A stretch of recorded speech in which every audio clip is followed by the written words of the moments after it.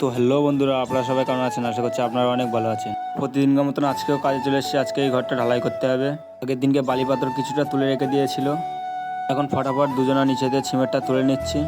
তো এখন যেটা ঢালাই হবে সেটা এখন পরিষ্কার করে নিচ্ছি।